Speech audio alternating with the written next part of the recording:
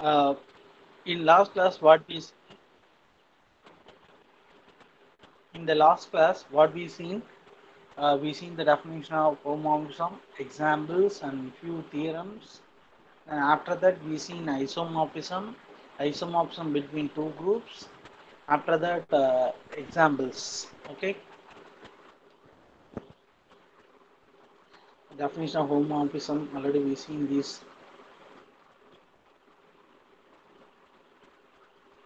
theorems.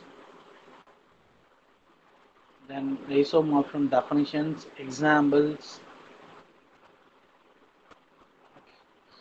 Up to this we seen last class, that is the isomorphism between U9, that is the multiplicity group U9. That means the set is nothing but relatively prime to 9. The members of the set nothing but relatively prime to 9. Okay. Okay, next another problem in this section. So we have to complete a lot of portions. So quickly I just move. If you have any doubt, then you can ask me. Then I will explain. Okay. Show that m comma n is an abelian group where m equal to a comma a square comma a cube comma a power 4 with a is 0 1 minus 1 0. I have to show that m with respect to multiplication is an abelian group where m is nothing but set of all matrices. Okay. Then dot is nothing but ordinary matrix multiplication. Further, prove that m comma dot is an isomorphic to the abelian group g comma dot where g is 1 minus 1 I minus I and dot is ordinary multiplication. Here I have to show that one set is a form a group with respect to ordinary matrix multiplication. Then that set is isomorphic to another group, say g comma dot where g is fourth root of unity with respect to ordinary multiplication. Okay, the first is already you know very well.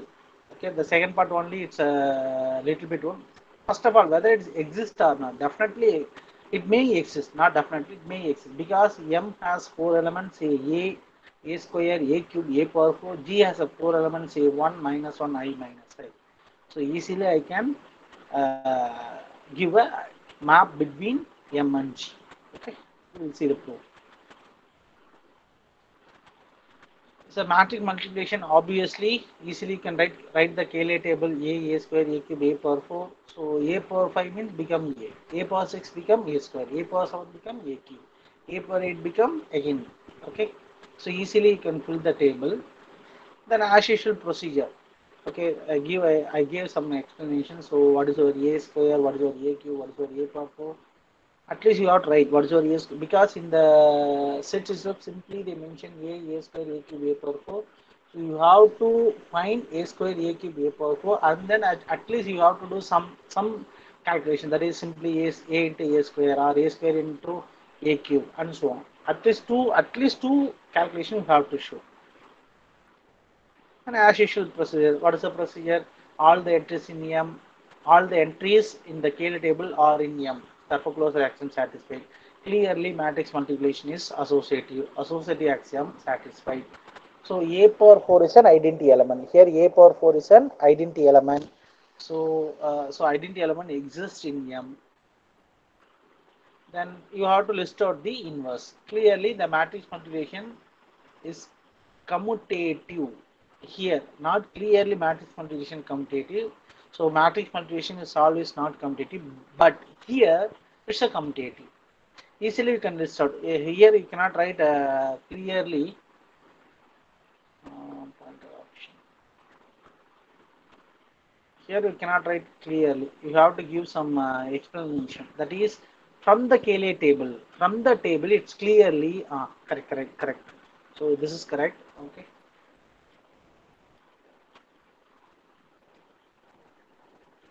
So this is correct.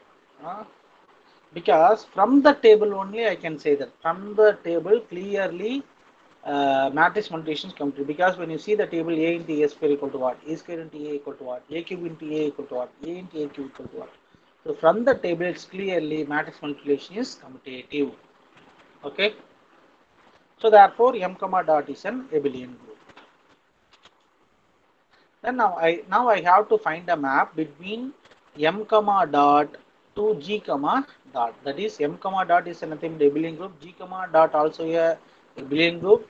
The elements are m are a square, a cube, a square, a cube, a power 4. A power 4 is nothing but our identity element.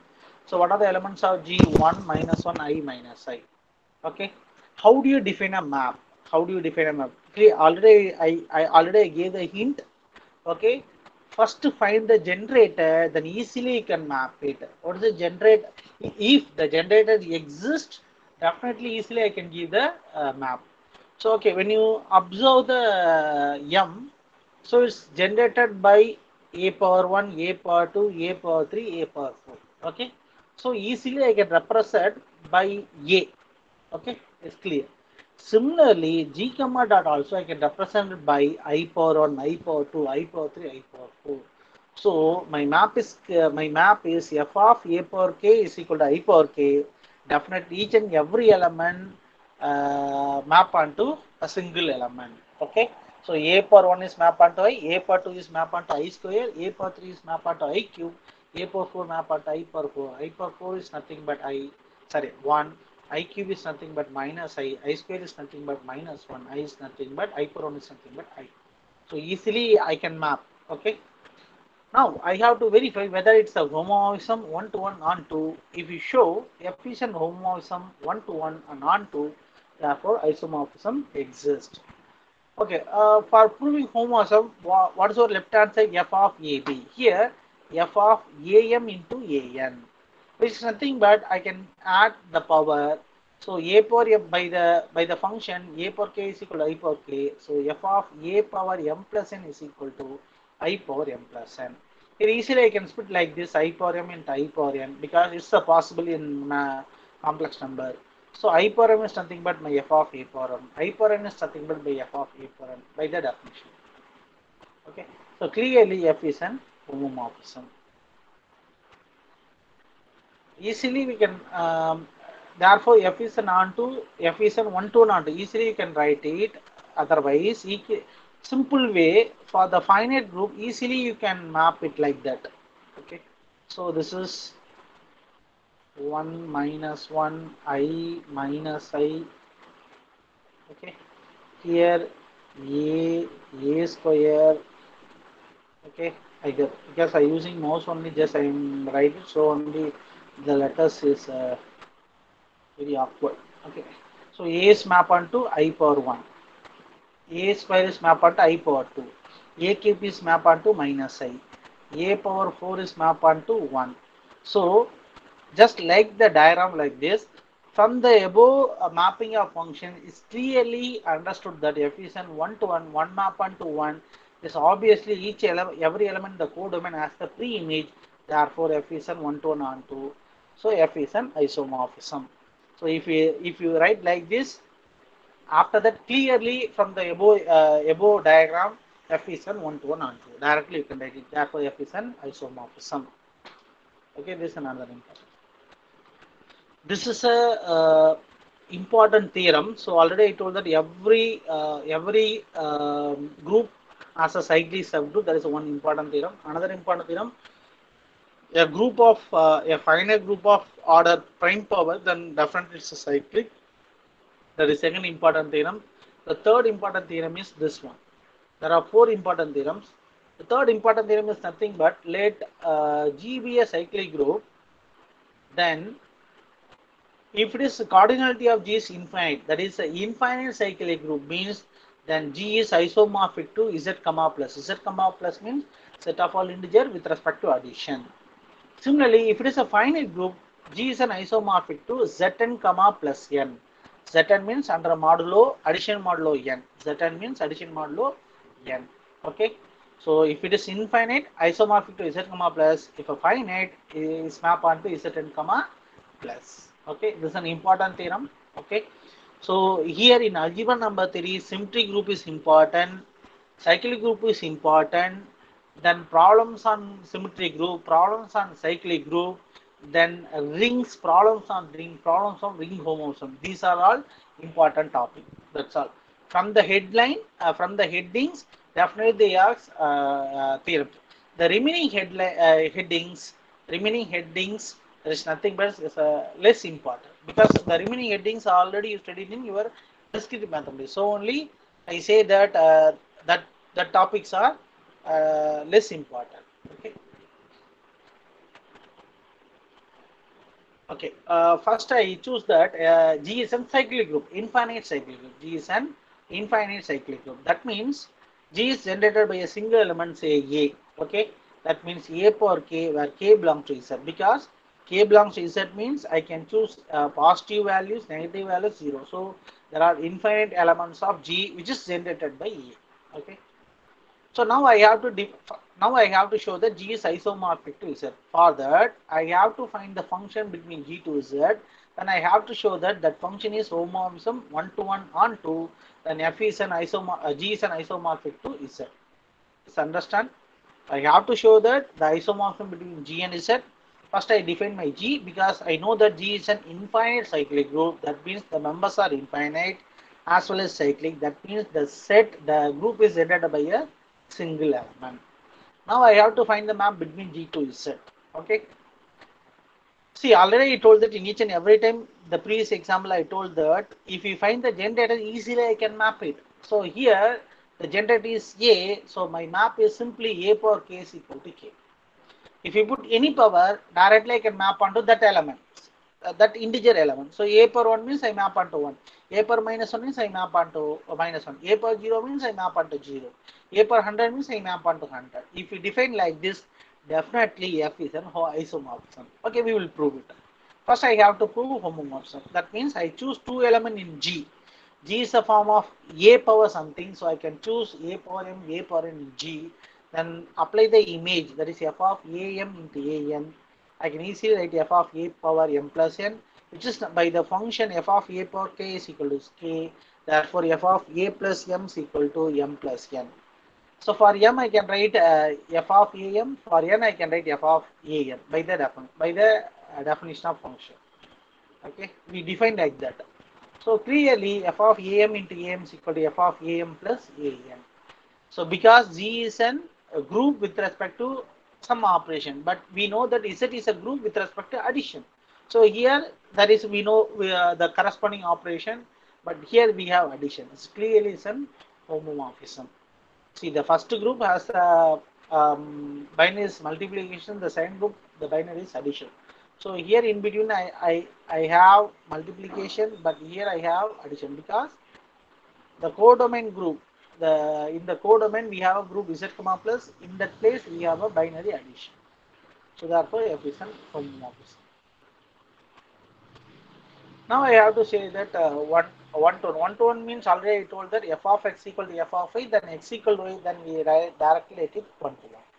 So here I have to consider f of a power m equal to f of a power m, because f of x means here f of x is nothing but x is belongs to G. So here G, the elements of G is a power something.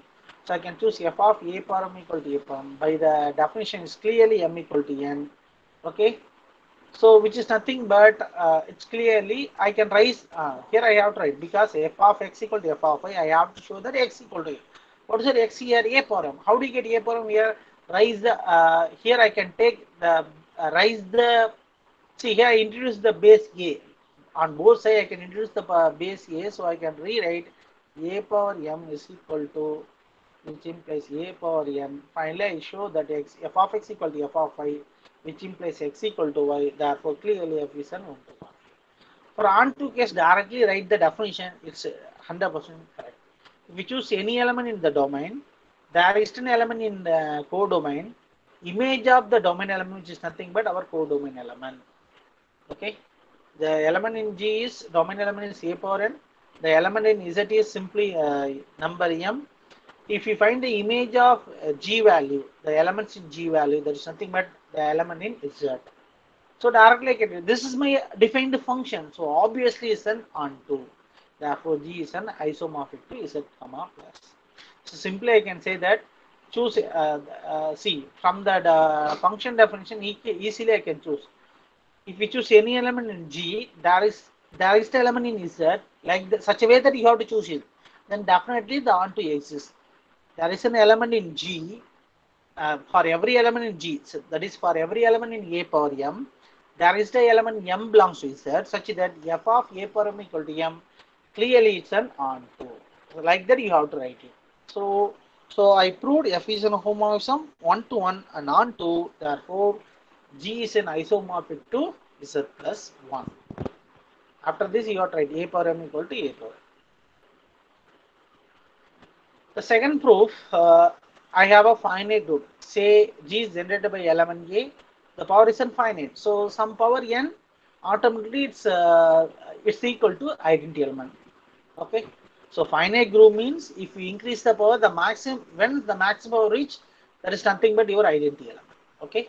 So finite group is defined like that: a square up to a power n, where a power n is e. Now I am going to define a function from G to Zn because G is a finite group, Zn also finite group. So easily I can define a map. Okay, what are the elements of G? A power k. What are the elements of Zn? The class 0, class 1, class 2, class n minus 1. I can say that the class k. In previous case, f of a power k equal to simply k. Here, f of a k equal to the class k. Easily I can prove its f is homomorphism 1 to 1 on 2. Similar way, for every two element am comma an belongs to G, f of am into an, there is nothing but f of a power m plus n, there is nothing but the class m plus n. I can split the class m plus n as class m plus class n. Class m is nothing but f of a power m, because by the definition, class n by the class n is replaced by f of a n. So clearly f of a b is equal to f of a plus f of b, because here there is a multiplication, here there is an addition binary. So f of a into b is equal to f of a plus f of b. Therefore, f is an homomorphism. How do you prove 1 to 1? Similar way. F of a power k1 is equal to a k1. So, which is nothing but the class k1 is equal to class, here k1 k2 I wrote wrongly. So, k1 k2. So, class k1 k2 means definitely the k1 k2 is also same. Therefore, f is an 1 to 1. By the definition, I can write directly. So f of x equal to f of y. So that x is nothing but f of a power k1. A power k1 is nothing but k1. F of a power k2 is nothing but k2. So k1, the class k1 equal to k2, which implies the k1 equal to k2. Therefore, f is an 1 to 1. Similarly, from the definition of the function, we define the function like that. So, right, for every a power k belongs to G, the resistant class number k belongs to class k belongs to Zn, such that f of a power k is equal to class k. F is an onto. So clearly f is an homomorphism 1 to 1 onto, hence f is an, sorry, G, not f. F is a function, F is an isomorphism. We can say that G is an isomorphic to Zn. The function name is isomorphism. Between the group, suppose I want to use the word means isomorphic. G is isomorphic to Zn. Okay. See, the onto definition directly you can apply. Appropriately, you have to choose your domain value as well as codomain value, and write the function directly. It satisfies the onto condition.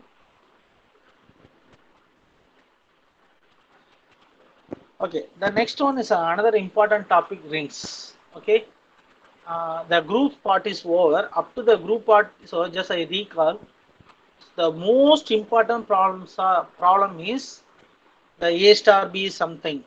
Okay, they define A star B, some A plus B plus AB, A plus B minus AB, A plus B minus 7, like that.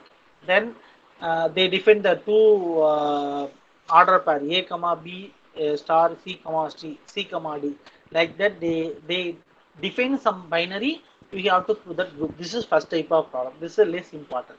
Also, most important problem, the set of digit motions of equilateral triangle form a group. That is most wonder problem. Similarly, square problem. Okay, these three problems are: first type is they define some binary, we have to prove that group. The second problem is the set of a rigid motion form a group of a triangle. The set of a rigid motion of equilateral triangle form a group. The set of a rigid motion of square form a group. So these two problems are very important. 19% from these two problems definitely they will ask one problem. After that, what are the important theorems? Every group has a finite. Every group has a cyclic subgroup. That is the important theorem. The second important theorem, A finite group with the prime order definitely is a cyclic group. That is the second important theorem. Third important theorem, just now I complete. G is an infinite, G is isomorphic to Z comma plus. G is a finite, G is isomorphic to Zn comma plus n. So these three theorems are very, very important related with group. Okay.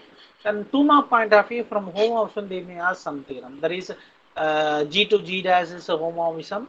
Then there is a subgroup from G. The image of the subgroup is also subgroup in G dash. So that is an important 4 mark problem. Okay. Next we move on to rings. The another part of the unit is rings.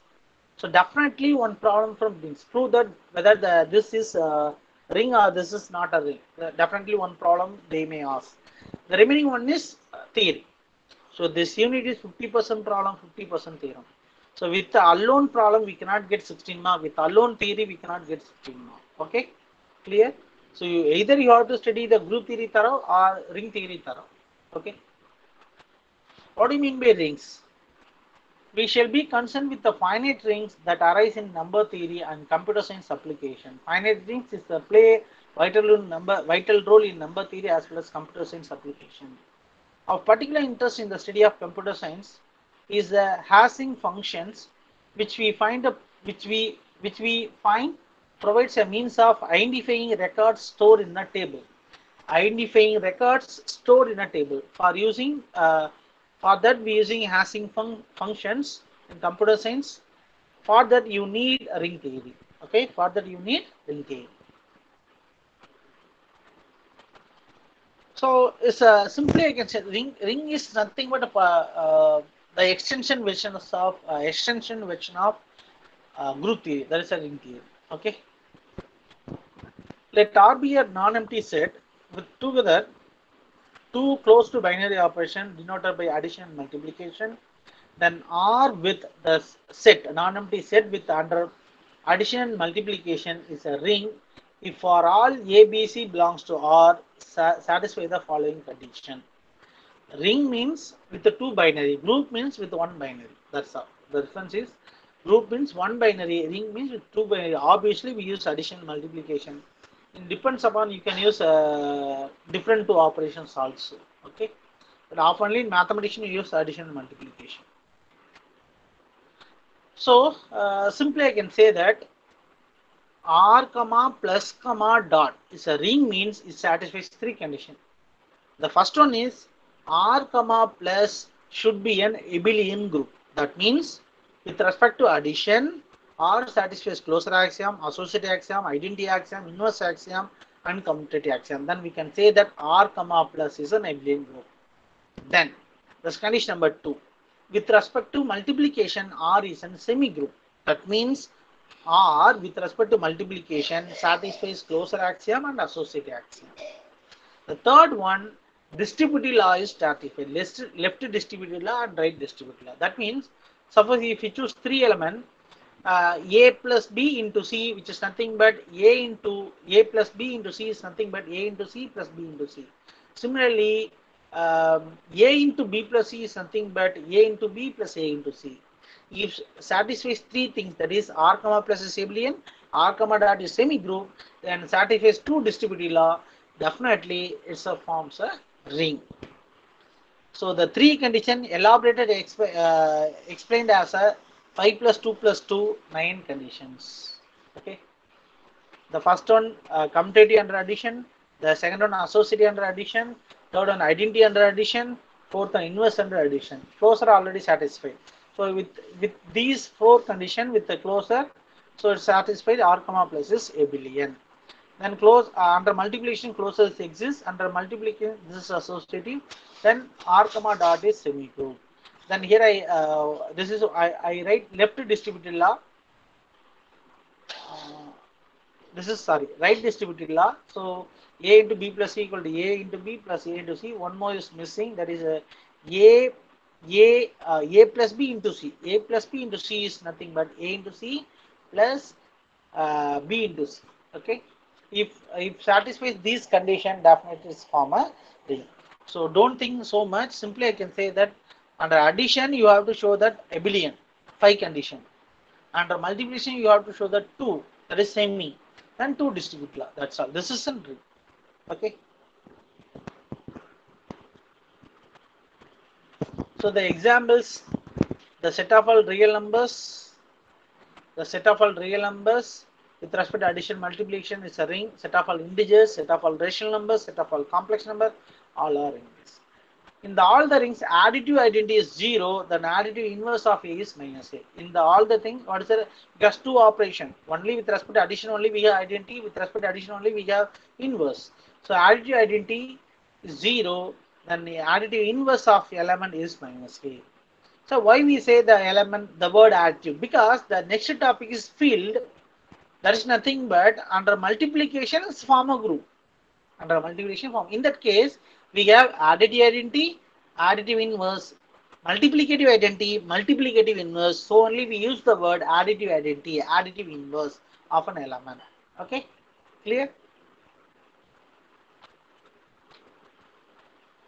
So M2 of is, that means the set of all 2 by 2 matrices whose entries belongs to set of all integers. It's form a ring with respect to matrix addition, matrix multiplication.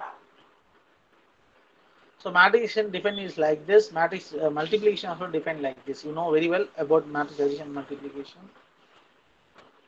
So what is the additive identity element in matrix? 0, 0, 0, null matrix. What is the additive inverse of element? Just replace the alternative symbol. Here plus means minus.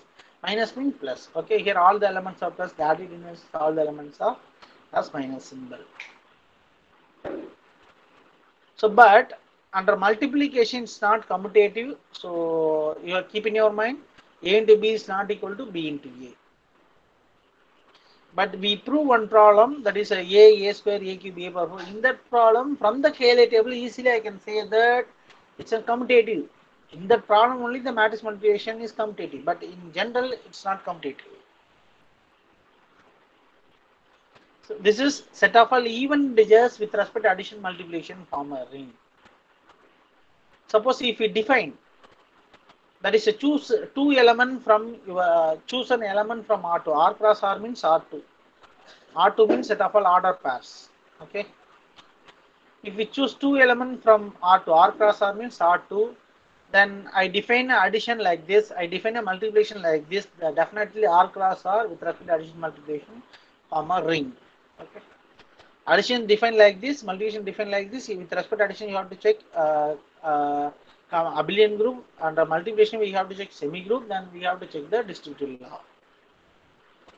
Here the additive identity is 0, 0. Additive inverse is minus A, minus B. Clearly, additive identity 0, 0. Additive inverse minus A, minus B. Just work it out this problem, then you can get the clear cut idea. And associate law under multiplication. So in the previous case, I just defined the associate law. Sorry, associate law. So not associate law. This is distributive. So here I give the distributive. Okay, I prove that the distributive law both are equal. That is A comma B into C comma D plus E comma F. That is nothing but A comma B into C comma D, A comma B into E comma F. Here I prove the distributive law for the previous example. Okay. Just work it out the previous example. They may ask us a 8-mark problem. Then Zn comma with respect to addition modulo n, multiplication modulo n is a form a ring where P is a prime. Only P is a prime. Here I mentioned n. Okay. If it is n is a prime. If you put here P, where P is a prime. If you put n, n is a prime. If it is a prime only, it's form a ring. Suppose you can Z4 comma addition modulo 4, multiplication modulo 4 is not a form. It does not form a ring. Okay. So ZP, Z2 comma Z3, Z5, Z7, Z11, Z13, and so on. Definitely it's form a ring. That is, if you choose Zn, then addition modulo n, multiplication modulo n is form a ring. Where n is n prime. Note the word where n is n prime. Then definition. These are all important definition. So when we say a ring is an commutative ring, when we say a ring is an commutative ring, R comma plus comma dot is a ring. When we say it's a commutative ring, under multiplication it satisfies the commutative axiom, then we can say that commutative ring. Here they didn't say that abelian group under multiplication. Here they say that commutative ring. Especially they add the property only commutative, then only I can say that it's a commutative ring.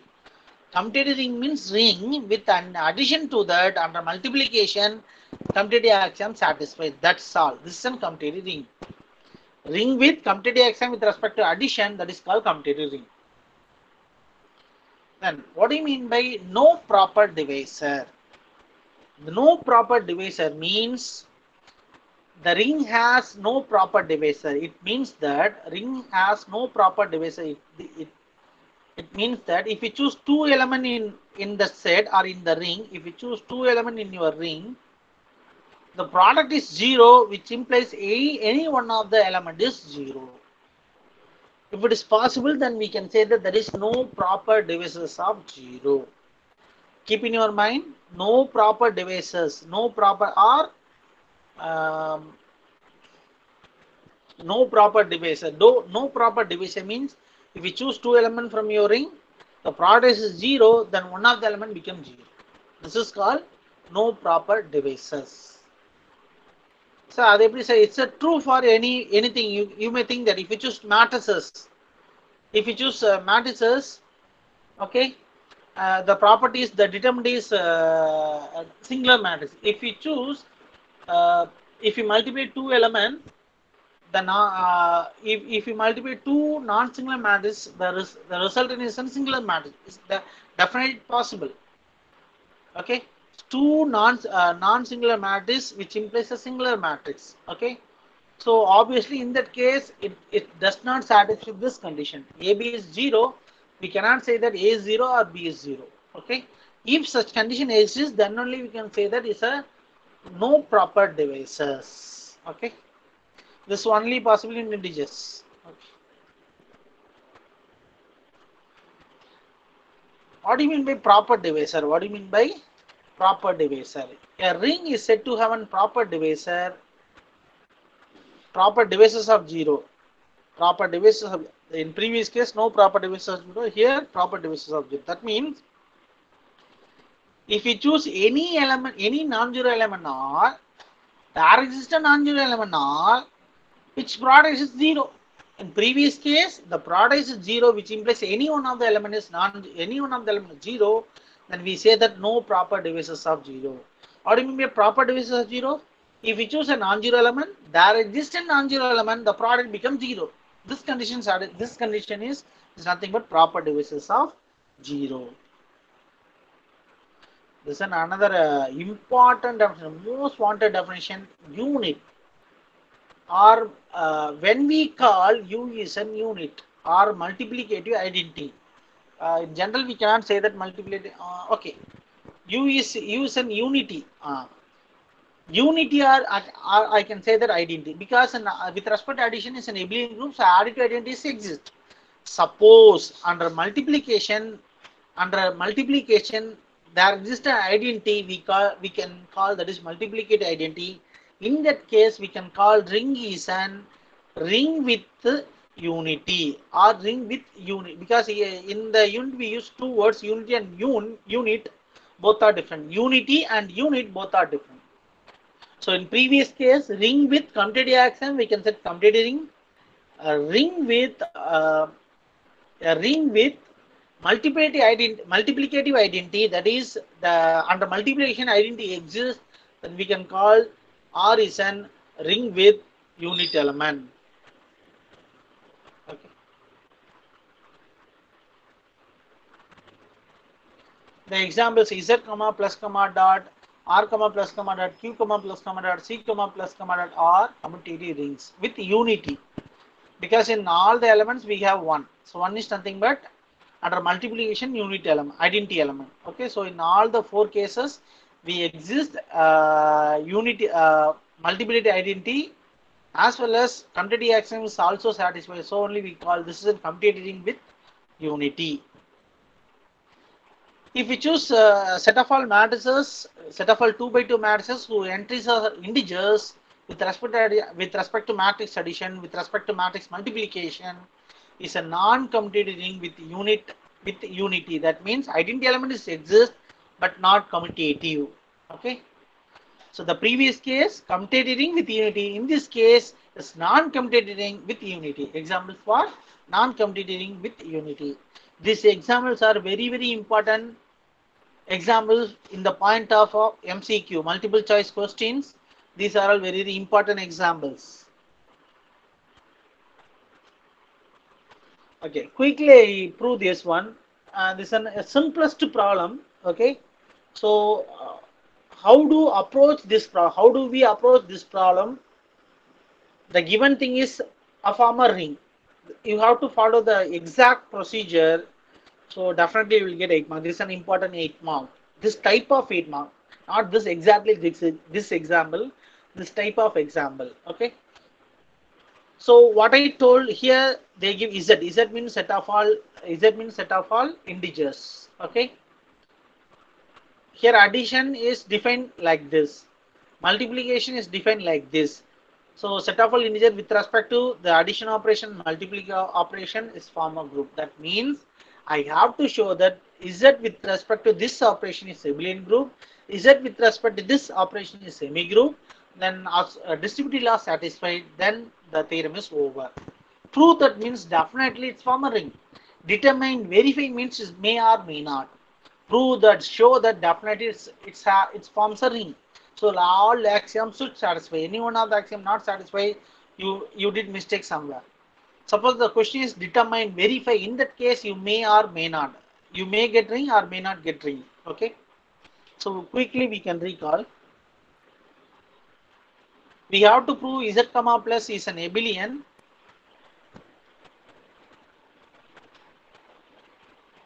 Z comma dot is an semi group to the distributed laws. Closure axiom. First, I have to define a closure axiom. If you choose two elements in Z and apply the operation, what is the operation?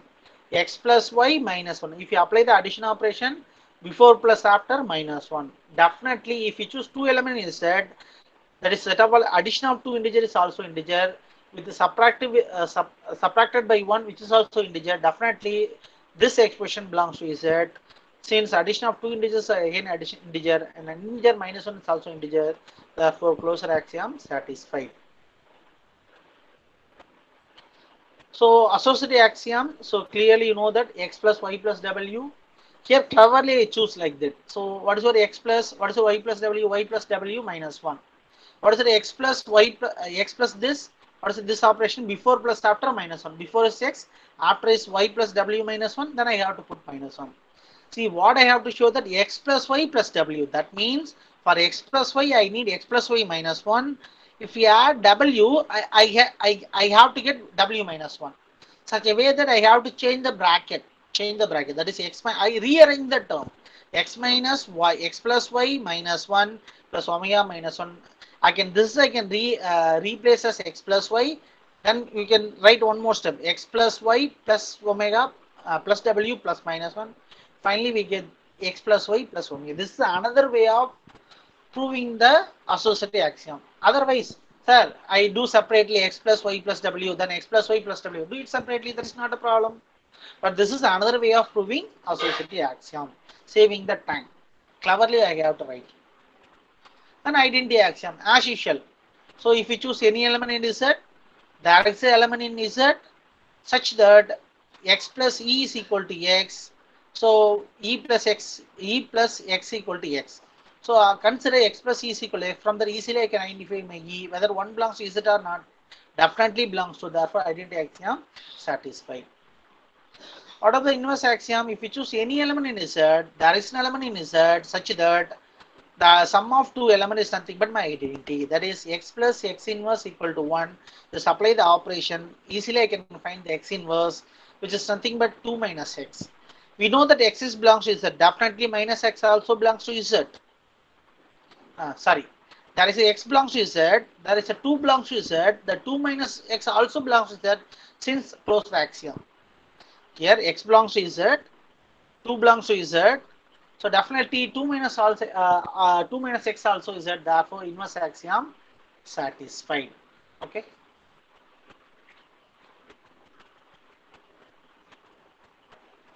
Commutative axiom, as usual, commutative axiom. I start with x plus y and I can rearrange it, then I end with y plus x. So commutative axiom satisfied. So z comma plus forms an abelian group.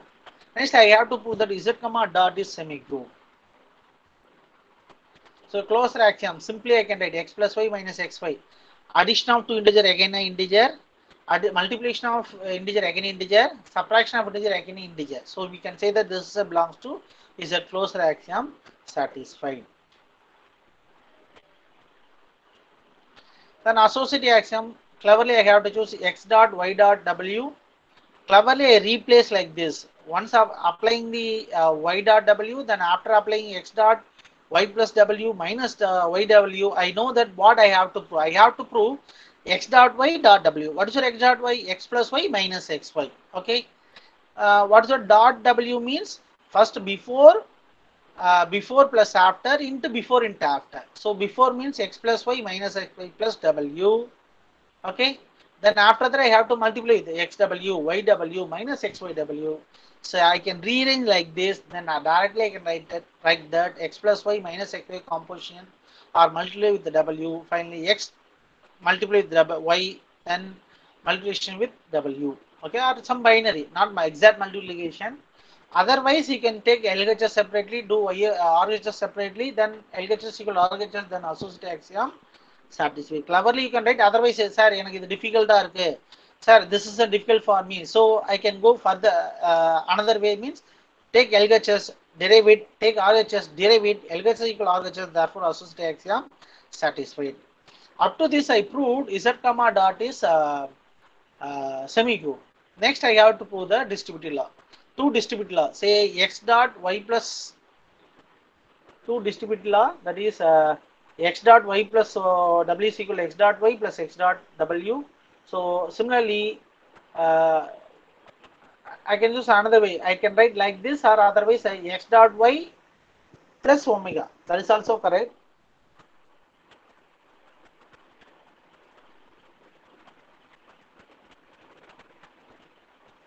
So y plus omega dot x. Okay, y dot x plus omega dot w dot x. Easily you can prove it. Simple way. Easily you can prove it. So x dot y plus omega is equal to x dot y plus x dot omega. Easily I can prove it. Similarly, y plus omega plus x dot. So therefore, z comma plus comma dot formula. Please work it out this example. Okay. Then only you can get the clear cut idea. So please listen to distributive law. From this easily you can understand. Also two distributive law, a dot b plus c equal to a dot b plus a dot c. So this is b plus c dot a. If it is commutative, suppose if the ring is satisfied commutative with respect to multiplication, so it's enough to prove that only one distributive law. No need to prove two distributive law. Please understand my words. Suppose the ring is commutative with respect to multiplication, or under multiplication commutative axiom satisfied, then no need to prove the two distributive law. It's enough to prove one distributive law. Okay, did you understand what I said? No need to prove always two distributive law. If you know that under multiplication the commutative axiom satisfied, then it's enough to prove that only one distributive law. No need to prove two distributive law. Okay.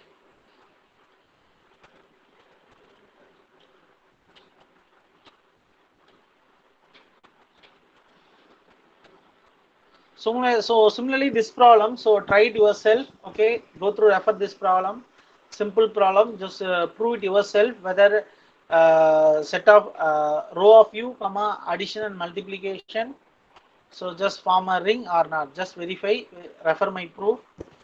So next class we start with the definition. Say that is a unit. This is the most important word. Unity is nothing but multiplicative identity, but unit is different word. Unity is unity. Unity is a different meaning. Unity, that is a different meaning. Unity means unity, that is a multiplicative identity. So unit is totally different. Okay. Okay, we will see the next class. Now we can wind up the class. Thank you, students. Sir Jayakumar sir. Yes sir. Sir நீங்க title என்ன?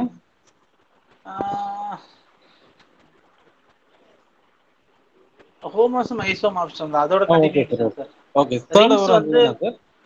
Third rings. Okay sir. Okay sir. Thank you sir. Thank you sir.